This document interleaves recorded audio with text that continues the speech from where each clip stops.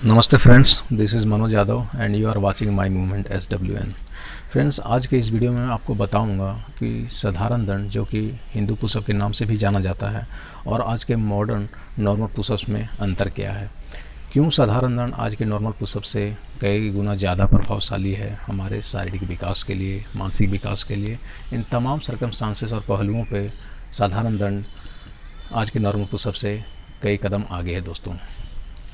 साधारण दंड हमारी भारतीय संस्कृति की परंपरागत व्यायाम है और देश दुनिया में इसका अभ्यास लोग सदियों से करते आ रहे हैं दोस्तों, अपने शारीरिक बल को बढ़ाने के लिए।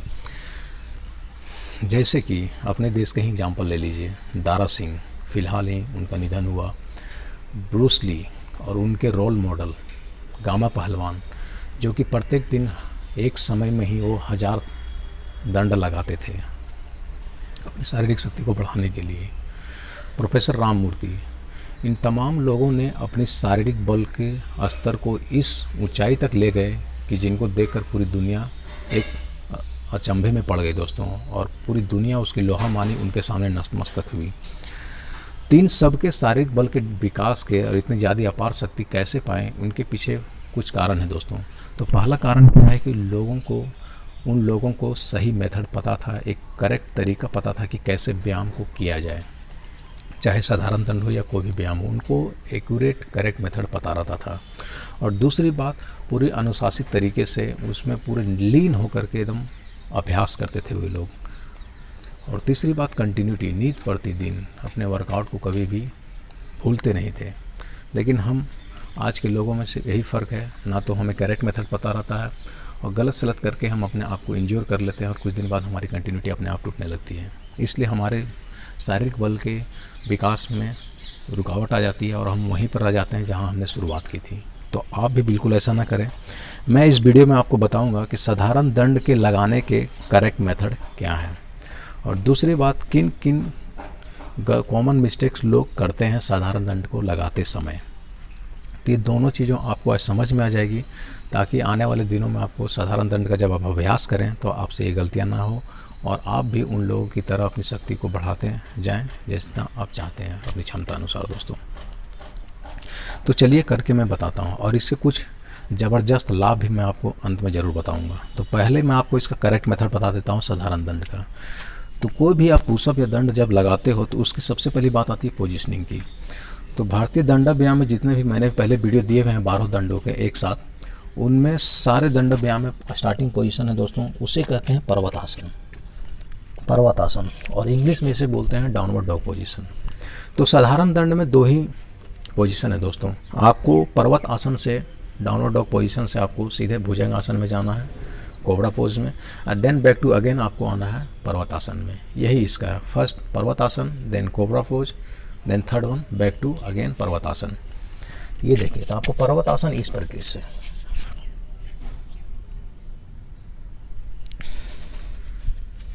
यह है पर्वतासन।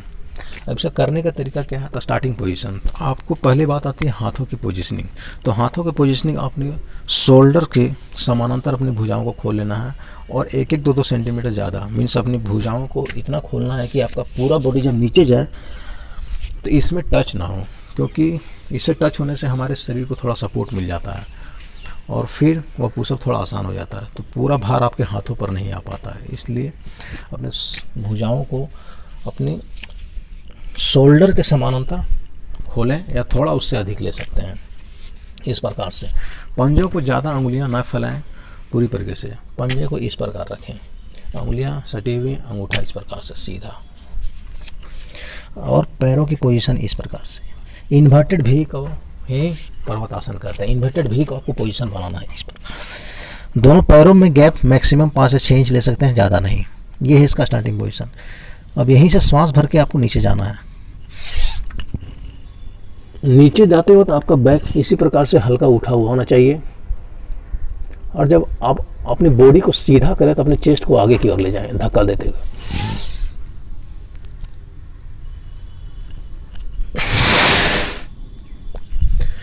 ये है इसका करने का तरीका। फिर देखिए 2 बार। स्टार्टिंग पोजीशन, श्वास भरें, डाउनवर्ड, push yourself forward,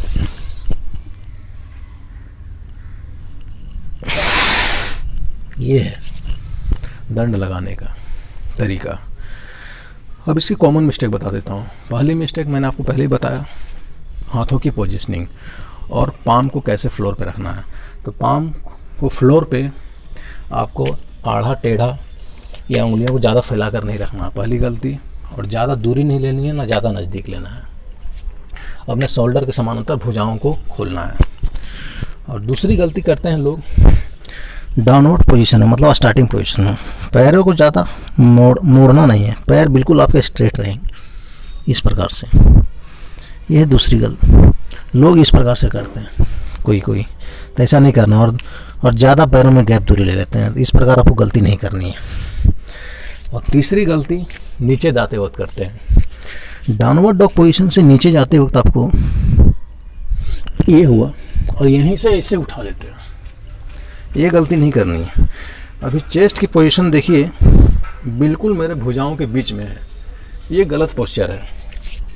आपका चेस्ट का पोजीशन आपकी भुजाओं बाइसेप्स के आगे जाना चाहिए, क्योंकि आपको जब नीचे से आप ऊपर की ओर उठते हैं कोबरा पोज में, तो अपने चेस्ट पोजीशन को आगे पुश करें इस प्रकार से। देखिए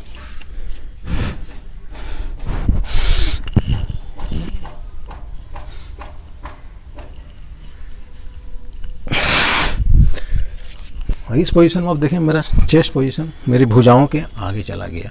तो अपने पैरों से धक्का देते हुए अपने और अपर बॉडी को पुश करें आगे की ओर, और आपका बैक भी स्ट्रेट हो जाना चाहिए, लोअर बॉडी पैर। और चौथी गलती करते हैं ब्रीदिंग सीक्वेंस का। तो आपको ब्रीदिंग सीक्वेंस नहीं बोलना है, ब्रीदिंग सीक्वेंस आपको पर्वतासन में ही लेना है, डाउनवर्ड,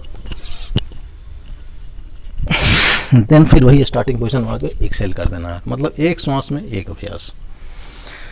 ये थे इसका करने के तरीके। और कौन कौन कॉमन मिस्टेक लोग करते हैं। अब जो आज का नॉर्मल पुशअप है दोस्तों, इसका पोजीशन इस प्रकार से पूरी बॉडी स्ट्रेट कर देते हैं हम, और पूरा बॉडी को डाउन जाते हैं सीधा।